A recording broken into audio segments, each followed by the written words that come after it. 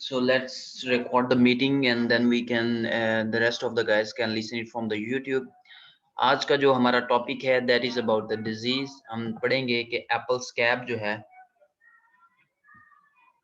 वो कौन कॉज करता है, वो किस कॉजल ऑर्गेनिज्म की वजह से होती है और उसका सिम्टम्स क्या है, मैनेजमेंट क्या है, कैसे वो अपना लाइफ स्पैन स्पेंड करता है।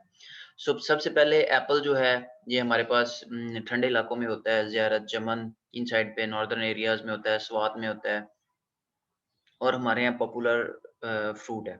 और ये एप्पल स्कैब जो है ये वर्ल्ड वाइड डिजीज है, पूरी दुनिया में होती है और बहुत ही some time can be dangerous, नुकसान भी काफ़ी पहुंचा सकती है। तो जो फंजाई इसके लिए रिस्पॉन्सिबल है उसको हम कहते हैं वेंचूरिया इन एक्वालिस। ये जो फंजाई है ये क्या करता है कि ये डॉट्स या धब्बे बना देता है, जब ये आगे हम सिम्टम्स में पढ़ेंगे। बेसिक सिंपल होस्ट जो है वो एप्पल्स हैं, इसके अलावा और एप्पल स्पीशीज के और भी बहुत से होस्ट हैं, लेकिन मैंने आपकी आसानी के लिए इधर सिर्फ एप्पल ही लिखा है। इसके अलावा पियर जो है उसमें भी वेंचूरिया की एक और स्पीशीज वेंचूरिया पैरिना जो है वो इसी ही की तरह के सिम्टम्स कॉज करती है। लेकिन दोनों जो है एप्पल स्कैब का जो पैथोजन है वो पियर्स को इन्फेक्ट नहीं कर सकता और जो पियर्स का है वो एप्पल को इन्फेक्ट नहीं कर सकता। लेकिन दोनों के सिम्टम्स बहुत मिलते-जुलते हैं, इस वजह से ये मैंने आपको आइडेंटिफ़ाई करने के लिए कि वेंचूरिया इनक्वालिस जो है वो पियर्स पे अटैक नहीं करता, लेकिन वेंचूरिया पैरिना जो है, इसी तरह वेंचूरिया पैरिना जो है वो एप्पल पे अटैक नहीं करता। एप्पल स्कैब जो है वो पूरी दुनिया में पाया जाता है and apples are grown and results in the losses, जहाँ पे और इसकी वजह से बहुत से नुकसानात हो रहे हैं। Most serious in areas that have cool wet spring weather and may not be economically important in warm और ड्राई क्लाइमेट्स। तो बेसिकली हमारे पास जहाँ पे एप्पल ग्रो हो रहे हैं वो ऑलरेडी ही कूल और वेट वेदर है, तो वहाँ पे ये डिजीज प्रिवेल करती है और इसकी वजह से नुकसान भी होता रहता है गाहे बगाए। So it is important to इसको कंसिडरेशन में लाना इम्पोर्टेंट है और इसके मुताबिक इसकी मैनेजमेंट करना भी इम्पोर्टेंट है। As a plant pathology student आपको पता होना चाहिए, अगर आपने एग्जाम्स वगैरह देने हो पीपीएससी तो उसमें भी ये जो एप्पल स्कैब है इसके कॉजल ऑर्गेनिज्म या इसके बारे में कुछ ना कुछ क्वेश्चंस आते जाते रहते हैं।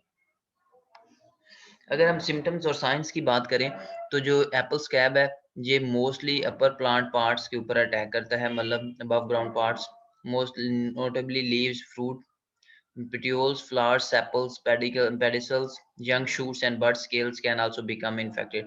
मतलब जो अबव ग्राउंड प्लांट पार्ट्स हैं उन तमाम के ऊपर अटैक हो सकता है सीवियरिटी की केस में, लेकिन मोस्टली जो है वो लीव से शुरू होता है एंड फ्लावर से होता हुआ फ्रूट्स तक चला जाता है। अगर हम बात करें एप्पल स्कैब के इन्फेक्शंस की तो initiated in the early spring, मतलब अर्ली स्प्रिंग से मुराद ये कह लें कि फरवरी के एंड या मार्च के शुरू में, on emerging and young leaves, उस वक्त कॉम्प्लें खिल रही होती हैं, जो नए पत्ते होते हैं ये वहाँ के उसके ऊपर ये अटैक करता है। और जो अर्ली लीजन्स होते हैं वो तकरीबन 10 days later as lighter green areas जो हैं वो प्रोड्यूस होते हैं, कि मतलब जस्ट लाइक क्लोरोसिस टाइप के जो ग्रीन एरिया है वो कम हो जाता है, तो ये इसके अर्ली लीजन्स जो हैं उनकी निशानदेही है। फिर ये वक्त के साथ साथ जो लीजन्स है ये इंक्रीज होता जाता है and become olive coloured and velvety, ठीक है, पहले ऑलिव के कलर का हो जाएगा फिर मजीद वेलवेटी होता जाएगा और उसके बाद ये जो कलर है ये इसकी कोनिडिया की वजह से होता है। Most of the fungi they produce both sexually and asexually, and the asexual reproduction is mostly dominant। और जब एसेक्सुअल रिप्रोडक्शन हो रही हो तो उसके बाद कोनिडिया बहुत ज़्यादा बनते हैं और उसके बाद वो चीज़ फैलती जाती है। आगे लाइफ साइकिल के अंदर भी हम इसको पढ़ेंगे। Scab lesions that form on young leaves में expand to more than 1 centimetre, ठीक है जी, शुरू के अंदर जब ये यंग लीव्स के ऊपर होता है उसके बाद ये फैलता जाता है और 1 सेंटीमीटर तक फैल सकता है। सम टाइम ये इकट्ठे होके उसके बाद ये कॉर्की स्पेस बना देते हैं। अगर स्कैब का लफ्जी मतलब देखें ना तो इसका मतलब होता है कि मतलब हार्ड सरफेस। ये आप कह लें कि जैसे हमारे यहाँ इंसानों में जब हमें कोई चोट लगे तो उसके ऊपर जो क्रींट बनता है ना उसको भी हम स्कैब कहते हैं। तो ये इसी की तरह की स्ट्रक्चर अगर इकट्ठे होके मिल जाएं तो उसी तरह की स्ट्रक्चर जो है वो एप्पल के ऊपर भी बना देते हैं, तो उसको भी हम एप्पल स्कैब कहते हैं। अब ये ऑन्टोजेनेटिक रेजिस्टेंस की बात करें तो मतलब जो यंग लीव्स हैं वो जो है वो इम्पैक्ट होते हैं, लेकिन जो ओल्डर लीव्स हैं उनके अंदर थोड़ी बहुत रेजिस्टेंस होती है, जैसे कि ऑन्टोजेनेटिक रेजिस्टेंस हम कहते हैं। ऑन्टोजेनेटिक रेजिस्टेंस है कि resistance due to the maturity, जो ओल्ड होने की वजह से रेजिस्टेंस है उसको हम कहते हैं ontogenetic. Affected tissues eventually become distorted and पकड़, यानी कि जहाँ पे टिश्यूज इफेक्ट हो गए तो वहाँ पे डिस्टॉर्शन हो जाएगी, पकड़िंग हो जाएगी, क्रैक हो जाएंगे और फाइनली वो हिस्सा टूट के नीचे गिर जाएगा सिवियरली, और अगर सिवियर इन्फेक्शन है तो पूरे का पूरा पत्ता ही नीचे गिर जाएगा। अब अगर 2-3 दफा कंसेक्टिव डिफोलिएशन हो जाए तो इससे जो दरख्त है वो कमजोर होना शुरू हो जाएगा, और अगर यही सिलसिला चलता रहे तो उसके ऊपर बहुत ज्यादा इम्पैक्ट होगा। अब ये इसके अर्ली लीजन्स हैं। अगर स्टार्ट में आप देखें तो ये ब्राउन शेप थे, उसके बाद ये मजीद ऑलिव कलर के हो गए और वेलवेटी होते गए। ठीक है जी, early lesions are olive coloured and velvety with no distinct margin, और फिर वक्त के साथ साथ मार्जिन इसका खत्म होता गया। ये again here you can see affected leaves become distorted, distortion हो गई एंड पकड़िंग। उसके बाद जो फ्रूट जो है जे are blisters, generally blisters and scabby. जो मैंने आपको बताया स्कैबी को, अगर ये जो चीज है these are the scab, apple scab के जो टिपिकल सिम्टम्स हैं ये। अब ये ऐसे भी हो सकते हैं, और ये सारे मिल के, अगर ये सारे मिल जाएं और इनका एक ही सेंटर हो जाए तो ये इस तरह की स्ट्रक्चर के ऊपर इस तरह का कलर आ जाएगा, और उसको हम एप्पल स्कैब कहते हैं। अगर हमारे पास जो यंग ट्री फ्रूट होगा उसके ऊपर इस तरह के सिम्टम नहीं होंगे, उसके ऊपर क्या होगा कि वही मतलब सेब इसी तरह का है लेकिन आधा जो है वो लाइट ग्रीन एरिया बन जाएगा, उसको भी हम स्कैब कहते हैं। सो हम दोबारा से इसको पढ़ते हैं कि fruit lesions are generally blisters and scabby with a distinct margin. शुरू में डिस्टिंक्ट मार्जिन है। The earliest noticeable symptoms on fruit is water-soaked areas that rapidly develops in velvety green to olive brown lesions. जो शुरू के noticeable symptoms हैं उसमें water soaked areas produce होते हैं जो बाद में वेलवेटी और green to olive brown lesions में होते हैं। 1 minute, I will be back just. तो coming back to the point के जो फ्रूट्स के ऊपर लीजन्स हैं वो ब्लिस्टर्स होंगे और स्कैबी होते जाएंगे। ये थोड़ा सा जो स्कैब टाइप अपीयरेंस है ये उसको अगर हाथ लगाएंगे तो आपको हाथ से महसूस भी होगा। इसके बाद वाटर सोक्ड एरियाज, जो शुरू में सिम्टम्स हैं वो वाटर सोक्ड एरियाज बनते हैं, जो वक्त के साथ साथ velvety green to olive brown lesions ये फ्रूट के ऊपर भी सेम होता है। Infections of young fruits cause fruit distortion as healthy tissues continues to grow, और उसके बाद फ्रूट डिस्टॉर्शन हो सकती है, और अगर ज्यादा इन्फेक्शन हो जाए तो जो फ्रूट है वो प्रीमेच्योरली ड्रॉप हो जाता है। ये मैं आपको पहले भी दिखा रहा था कि मतलब ये सेम, अगर आप इनको इस तरह देखें तो इसी तरह के स्ट्रक्चर, और उसके बाद ये एक्सपैंड होते गए। इसी तरह के हमारे पास फ्रूट्स के ऊपर पहले जस्ट सबसे पहले क्या होगा कि इसी तरह की स्ट्रक्चर बनेगी जो लाइट ग्रीन एरियाज होंगे और वो वाटर सोक्ड होंगे। उसके बाद इन्फेक्शन स्टार्ट होगा और ये यहाँ से ब्राउन शेप्ड होना शुरू हो जाएगा, उसके बाद ऑलिव शेप, और उसके बाद ये वेलवेटी। हेलो,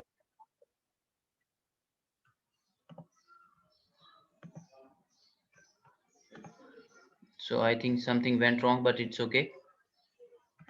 आपको आवाज आ रही है यूसुफ?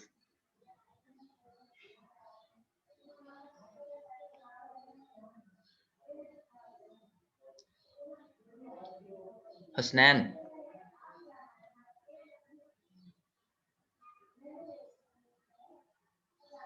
सब ऑन करके सो तो नहीं गए हो? Anyone, can you hear me?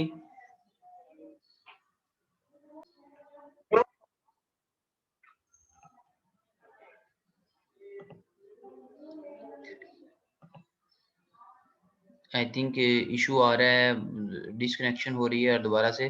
Can you hear me? Yes sir. Okay good. So अभी तक कोई स्लाइड मिस तो नहीं हुई? I think I am recording all of this. तमाम आपको नजर आ रहा है ना? Yes sir. ओके।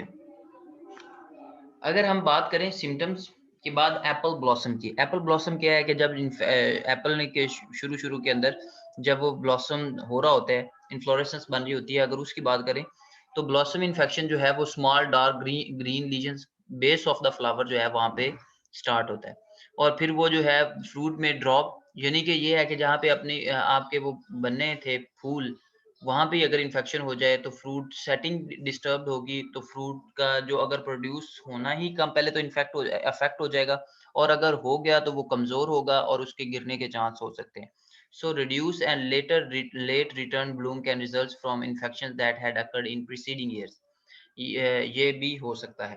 तो बेसिकली ब्लॉसम्स का अटैक जो है वो क्या होता है कि स्मॉल डार्क ग्रीन लीजन्स बनते हैं उन फ्लावर्स की बेस के ऊपर, जिन्होंने बाद में कल को फल बनना होता है, और वो जो है वो अर्ली ड्रॉप हो जाते हैं, और इन्फेक्टेड पेडिसल्स की वजह से वो उनकी जो यील्ड है वो that is going to be impacted, और रिड्यूस और लेटर रिटर्न जो ब्लूम है उसकी वजह से ये अटैक हो सकता है।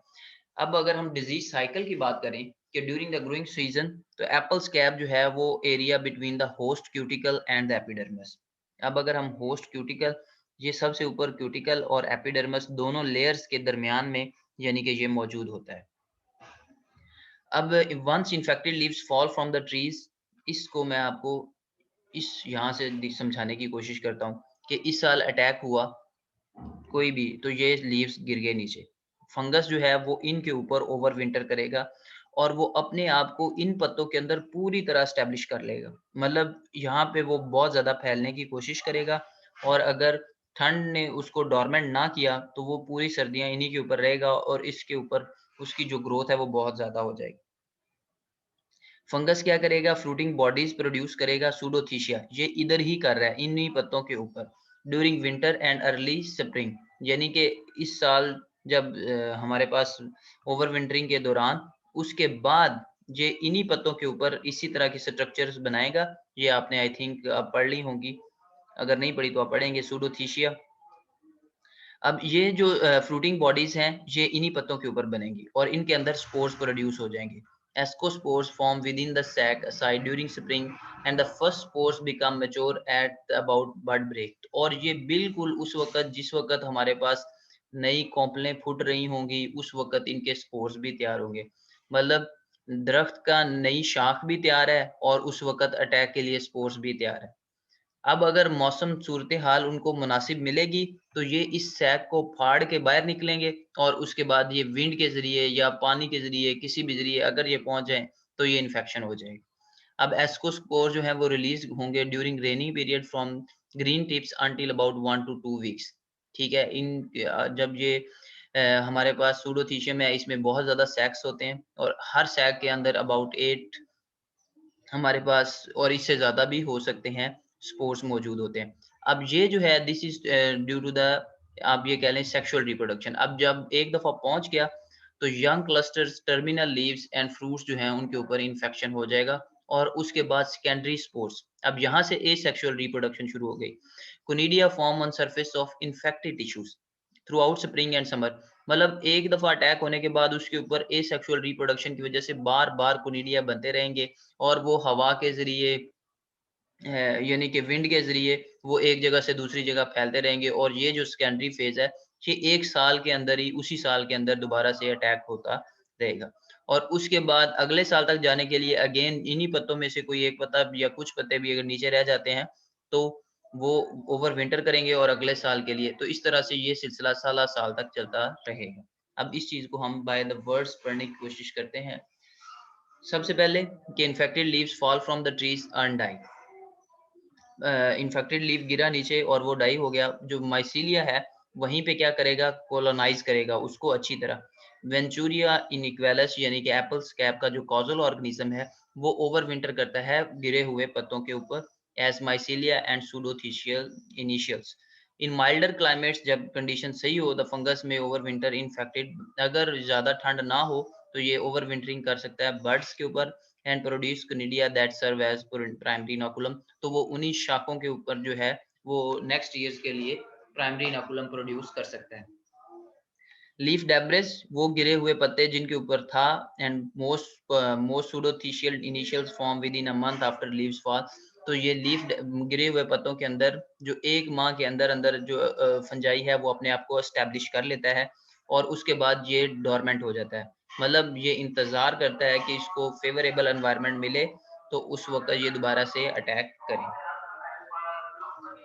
इन early spring mating sexual reproduction, जो शुरू के अंदर स्प्रिंग के अंदर क्या होता है कि sexual reproduction takes place in leaf debris between two mating types. In response to rain event asci expand through the ostiole. अब ये जो हमारे पास ऑस्टियोल है यानी कि यहाँ पे वो ये चीज, in response to rain asci expand through the ostiole a hole at the top of pseudothecium, और वहां से एस्कोस्पोर जो है वो फोर्सेबली डिस्चार्ज होंगे by wind and by wind driven rain. ठीक है। अगेन जैसे मैंने आपको इधर बताया था कि यहाँ पे पत्ते गिरेंगे, यहाँ पे सेक्सुअल रिप्रोडक्शन होगी, इसके अंदर हमारे पास जो है वो एस्कोस्पोर्स प्रोड्यूस होंगे विद इन द एस्कस, और वो जब फेवरेबल टेम्परेचर आएगा तो ये ऑस्टियोल ओपन हो जाएगा। यहाँ से जो विंड ड्रिवन रेन है वो इनको फाड़ेगी और वहां से स्पोर्स रिलीज होके जो हमारे पास नई कॉम्पले हैं उनके ऊपर अटैक करेंगी। So it's the same thing over here, forcibly discharged and spread by wind and by wind driven rain. Bud break, जिन चीज़ों का आपने ख्याल करना है वो ये है कि जब वो हो रही हो, बर्ड्स जब इनिशिएट हो रही हो उस वक्त आप क्लीनलीनेस करें तो इन चीज़ों के जरिए हम उसको अवॉइड कर सकते हैं। अगर एस्कोस्कोर डिसेमिनेशन कर जाए coincide with the several week period between the bud break and, मतलब जिस वक्त हमारे जो कॉम्प्लें खिल रही हैं उसी वक्त एस्कोस्पोर्स अगर डिसेमिनेट हो जाएं, अगर फैलाव हो जाए उनका, तो इन्फेक्शन बहुत ज्यादा हो सकता है। मैनेजमेंट में देखेंगे हम इसको कैसे रोक सकते हैं। अब जो लीजन्स हैं by ascospores are produce, they produce asexual conidia. 9 दिन के अंदर अंदर जो है वो ए सेक्सुअल कोनिडिया प्रोड्यूस करना शुरू कर देते हैं कि जब ये चीज हो गई, एक दफा अटैक हो गया तो 9 दिन के अंदर अंदर ये चीज आ सकती है। 9 दिन से अगर टेम्परेचर फेवरेबल नहीं है तो 1 महीना भी लग सकता है। कोनिडिया जो है फिर वो डिस्पर्स होते हैं हेल्दी लीव से and develop fruits and they establish secondary infection. तो इसके बाद यहाँ से ये प्राइमरी इन्फेक्शन हो गया और उसके बाद ये सेकेंडरी इन्फेक्शन, कोनिडिया प्रोड्यूस होंगे, इन्फेक्ट करेंगे, इन्फेक्शन से दोबारा कोनिडिया प्रोड्यूस होंगे, फिर इन्फेक्ट करेंगे। तो ये सिलसिला, इसको हम सेकेंडरी फेज कहते हैं। 1 लाख कोनिडिया जो है वो can be produce by a single lesion. एक ही लीजन जो है हमारे पास, एक ही लीजन के अंदर 1 लाख कोनिडिया प्रोड्यूस हो सकते हैं। लीजन्स फ्रॉम प्राइमरी और secondary infection expand at a rate that is determined temperature, और बहुत सी चीज़ों पे ये डिपेंड करेगा। लीजन जो है वो एक्सपेंशन जो है affects the rate at which new spores are produce. Lesion expansion जो है वो न्यू स्पोर्स की जो रेट ऑफ प्रोडक्शन है वो हमें बताएगी। कूलर कंडीशन के अंदर one or more resistant cultivar lesion expand more slowly and may be smaller in size. As a result, the number of secondary cycles will be fewer. जहाँ ठंडे इलाके हैं वहाँ पे और या रेजिस्टेंट है वहाँ पे जो लीजन है वो स्लोली मूव करेगा। इसी तरह जहाँ पे हमारे पास यानी कि जहाँ पे भी सिचुएशन फिजिबिलिटी वेंचुरिया इनइक्वालिस के लिए अच्छी नहीं है तो वहाँ पे जो लीजन की एक्सपेंशन या बीमारी की जो बढ़ने की शरह है वो कम रहेगी। Infection and spore production are dependent upon available moisture. Moisture बहुत इंपॉर्टेंट है। अगर इन्फेक्शन हो, कोनिडिया और एस्कोस्पोर दोनों को जो क्या चाहिए कि फ्रूट या जो लीव्स हैं वो गीले हों। फॉर एग्जांपल इसको आप ये समझें कि 18 डिग्री सेंटीग्रेड के ऊपर अगर एक लाइट इन्फेक्शन हो जाए तो 9 घंटे के अंदर अंदर अगर लीव्स जो है वो 9 घंटे वेट रहें तो 18 डिग्री सेंटीग्रेड के ऊपर इन्फेक्शन हो सकता है। Lesion can produce conidia after 9 days, और उसके ऊपर लीजन्स प्रोड्यूस हो सकते हैं 9 दिनों के अंदर अगर टेम्परेचर रहे 18। लेकिन अगर टेम्परेचर चला जाए 8 तो वो यही कोनिडिया जो है ये 17 दिन लेंगे। सो जो फेवरेबल एनवायरनमेंट है दैट इज वेरी कंड्यूसिव, उसकी बहुत ज़्यादा ज़रूरत होती है। अगर अटैक हुआ और उसके बाद फेवरेबल एनवायरनमेंट मिला तो 9 दिन के अंदर अंदर वो ए सेक्सुअल कंडीशन कोनिडिया की तरफ जाएगा। लेकिन अगर ना मिला तो 30 दिन भी हो सकते हैं। सो ये चीज अगर वो एक काम जो 9 दिन में होना है तो इसका मतलब है अभी उस साल बीमारी बहुत फैलेगी। अगर वही काम 30 दिन में हुआ तो इसका मतलब है कि बीमारी इस साल इतनी ज्यादा नहीं होगी। अगेन उस अगर सर्दियों में जब ओवर विंटरिंग होनी है तो शुरू में ही अगर सर्दी पड़ गई और 18 डिग्री की बजाय 8 डिग्री सेंटीग्रेड, तो इसका मतलब जो है इस साल जो है वो फंगस जल्दी डोरमेंट हो गया तो मे बी वो उसके अंदर इतने ज़्यादा एस्कोस्पोर्स जो हैं ये प्रोड्यूस ना हो सकें, वो लीव्स के अंदर ही रह जाए और उसके अंदर उसकी ग्रोथ ऑलरेडी रुक जाए। तो ये इसी तरह ये साइकिल जो है साल साल तक चलता रहता है और अब हम इसकी देखते हैं कि हम इसको मैनेजमेंट कैसे कर सकते हैं।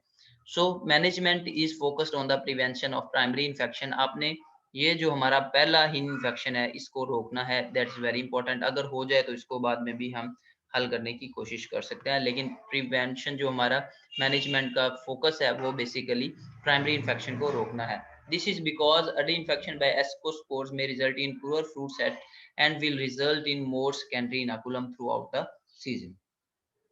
अगर ये प्राइमरी इन्फेक्शन को हम नहीं रोकते तो क्या होगा कि पुअर फ्रूट सेटिंग और जो है वो inoculum throughout the season हमारे पास अवेलेबल होगा। So fungicide application at time to coincide कि जिस वक्त आपके कॉम्प्लें खिल रही हैं उस वक्त आपने क्या करना है, आपने स्प्रे करना है, आपने फंजीसाइड उस वक्त अप्लाई करना है ताकि जो नई कॉम्प्लें हैं वो उनके ऊपर अटैक ना हो। और इस चीज़ को हमने मतलब इस टाइम को बहुत अहमियत देनी है। उसके बाद जो हमारे पास मैच्योरिंग प्लांट है वो ये एक जनरल रूल है कि वो थोड़े से इन्फेक्शन से रेजिस्टेंट होते हैं, तो उनकी अगर ज़रूरत हो तो आप उनको उसके ऊपर आप स्प्रे स्केड्यूल करें, अगर नहीं है तो आप उसके ऊपर स्प्रे ना भी करें तो गुजारा हो सकता है। Later season fungicide sprays are often targeted on others. जब आप यानी कि इसको छोड़ के अदर फंजीसाइड स्प्रेज कर रहे हैं तो वो जो है वो इस उन बाकियों के अलावा सेकेंडरी इनोकुलम के अगेंस्ट भी इफेक्टिव हो सकता है। तो उस वक़्त भी अगर आप सेकेंडरी इनोकुलम को ज़हन में रखें तो आप एक की बजाय बहुत सी चीज़ों को इकट्ठे मैनेज कर रहे होते हैं। अच्छा, जो फंजीसाइड है वो बेसिकली 2 तरह की हैं, कॉन्टैक्ट है और सिस्टेमिक है। जो कॉन्टैक्ट है अगर आप वो अप्लाई कर रहे हैं तो आपने पूरे का पूरा पत्ता कवर करना है, क्योंकि ये पूरे का पत्ता कवर होगा तो ये एक बैरियर बनाएगा जो फंजीसाइड को ऊपर ग्रो नहीं होने देगा। लेकिन बारिश वगैरह अगर आए तो कॉन्टैक्ट फंजीसाइड जो है वो वॉश ऑफ हो सकती है। इसके बरअक्स जो हमारे पास सिस्टेमिक है वो क्या करेगी, वो पेनिट्रेट करेगी पौधे के अंदर और वो क्या करेगी, ट्रांसलोकेट होगी, एक जगह से दूसरी जगह जाएगी, जहाँ पे वो इन्फेक्शन हो रहा है, उसको जाके रोकेगी। लेकिन और ये रेन इसके ऊपर इम्पैक्ट नहीं हो सकती, लेकिन दोनों की अपनी-अपनी अहमियत है, दोनों यूज़ हो रही हैं। अब आपने करना क्या है कि इन्फेक्शन से पहले आपने फंगल स्पोर को जर्मिनेट होने या पेनिट्रेट होने से पहले रोकना है। सो थॉरो स्प्रे कवरेज करनी है। अगर आपने कॉन्टैक्ट फंजीसाइड यूज़ कर रहे हैं तो आपका थॉरो स्प्रे होना चाहिए, ताकि उसके ऊपर कोई भी अगर स्पोर आता है तो वो ग्रो ना कर सके। To ensure coverage of newly emerging tissues and due to breakdown of active ingredients, fungicide must be reapplied on a regular schedule. अब ये है कि हमने फंजीसाइड अप्लाई किया तो वो 2 हफ्ते तक, अगर आपने एक कॉन्टैक्ट अप्लाई किया है तो वो 2 हफ्ते तक उसका एक तह बनी रहेगी, लेकिन उसके बाद वो जो है वो लूज़ होना शुरू हो जाएगी। तो आपने रेगुलर इंटरवल्स के ऊपर उसका स्प्रे करते रहना है। This application schedule is dependent upon product formulation. ये भी आपने कितने अरसे बाद शेड्यूल करना है, ये डिपेंड करेगा कि आपने कौन-सा ज़हर इस्तेमाल किया है और ये फॉर्मूलेशन उसके ऊपर लिखी होगी और उसकी प्रॉपर्टीज़ के मुताबिक आप उसको लेकिन आपका मकसद ये है कि वहाँ पे जो है एक तय मौजूद रहे या सिस्टमिक प्रॉपर्टीज़ अगर हैं तो वो उसके अंदर मौजूद रहें और जो फंजाई है वो ग्रो ना हो। ये हमारे पास कॉन्टैक्ट की है कि जब आप कॉन्टैक्ट का करेंगे तो अपने पूरे पत्ते के ऊपर वो एक यूनिफ़ॉर्म कवरेज होनी चाहिए। इसी तरह अगर बड़े जो है आप पूरे दरख्त के ऊपर कर रहे हैं तो आप एयर ब्लास्ट स्प्रेयर यूज़ कर सकते हैं कमर्शियल ऑर्चिड्स के ऊपर, और अगेन आपने कंप्लीट कवरेज बाय स्प्रे जो है उसको इंश्योर करना है। अब अगर हम आएँ तो जेनेटिक रेजिस्टेंट वैराइटीज़ कल्टीवार्स जो हैं ये हमारे पास अवेलेबल हैं। बेसिकली हम खुद पाकिस्तान में तमाम ज़्यादातर सीड्स बाहर से मंगवा रहे हैं, तो ये seeds mostly they are from the US and we can again ask them to get हम जेनेटिक रेजिस्टेंस हासिल कर सकते हैं। इसके अलावा ये तो हो गया हमने करना कैसे। अब सबसे पहले कि पत्ते गिरने थे तो अगर हम उन पत्तों के ऊपर नाइट्रोजन अप्लाई करें और उन्हीं पत्तों को जो है वो जल्दी-जल्दी ये एक तो सफाई करें, उनको रिमूव कर दें। दूसरा उनके ऊपर नाइट्रोजन अप्लाई करके उन्हीं ही को डिग्रेड होने में हेल्प आउट करें, तो फंजाई के लिए जगह नहीं बचेगी ओवर विंटर करने के लिए, तो एक तरीका ये भी हो सकता है। तो आपने क्या करना है, जो फॉलन लीव्स हैं उनको नाइट्रोजन अप्लाई करके डिकम्पोजिशन में हेल्प करनी है और उसके बाद आप उनको जो फंजाई है उसको ओवर विंटर करने के लिए जो उसकी स्पेस है उसको इम्पैक्ट कर रहे हैं और आप अपने अगले साल की फसल को बचा रहे होंगे। Hand applied a liquid fish solution और 16-16-16 fertilizer to help with the, again इन सब का मकसद डीकम्पोजिशन जो है उसको हमने बढ़ाना है। और उसके बाद जो फॉलन लीव्स हैं उनको मूवर के ज़रिए आप उनको श्रेड करें, मतलब उनको काट दें और उसको भी अगेन डीकम्पोजिशन जो है वो आपने उसको हेल्प आउट करना है कि वो ज़्यादा से ज़्यादा हो जाए। उसके बाद जो हमारे एप्पल के ट्रीज़ हैं उनको हम प्रून करेंगे, ठीक है? ब्रांचेज़ को यानी कि बिल्कुल साथ-साथ ना हो, उनके दरमियान एयर सर्कुलेशन हो। क्यों? क्योंकि वहाँ के ऊपर जब पानी के ड्रॉप्स आएँ तो वो खुश्क हो जाया करें, क्योंकि जो वाटर है that is the requirement for the germination of the spores. इसी तरह जब आपने एप्पल ट्रीज़ को वाटर करना है तो आपने फॉलिएज जो है, ये नहीं है कि पाइप जैसे हमारे घरों में होता है, हम पाइप लेके पूरे के पूरा जो दरख्त है उसको धो रहे होते हैं, तो इट इज़ नॉट रिकमेंडेड।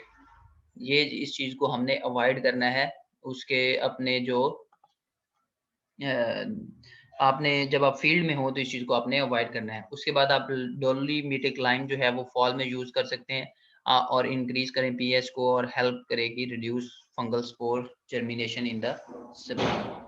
इसके अलावा आप क्या कर सकते हैं, आप टाइम टू ड्राई आउट आप अर्ली मॉर्निंग या जो इवनिंग है लेट इवनिंग उसमें स्प्रे करें ताकि ड्राई आउट का टाइम मिले। स्प्रे करें 300 कंपोस्ट आप डाल सकते हैं 3 से 6 इंच तक। उससे क्या होगा कि फंगल के जो स्पोर्स हैं वो फैलेंगे नहीं, उनके ऊपर प्रेशर होगा तो वो वहीं पे करीब-करीब जब वो बस्ट होने होंगे तो वो ज़्यादा दूर तक नहीं फैलेंगे। लिक्विड कॉपर सोप आप अप्लाई कर सकते हैं और इसके अलावा Bonide sulfur plant fungicide 2 tablespoon per gallon of water. तो ये तमाम चीज़ें आपको हेल्प आउट करेंगे। So this is the all about the apple scab. अब आपका कोई क्वेश्चन है please do ask.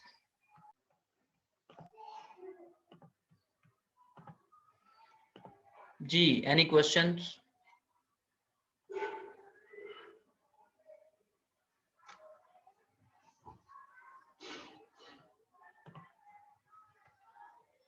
Affan Yusuf.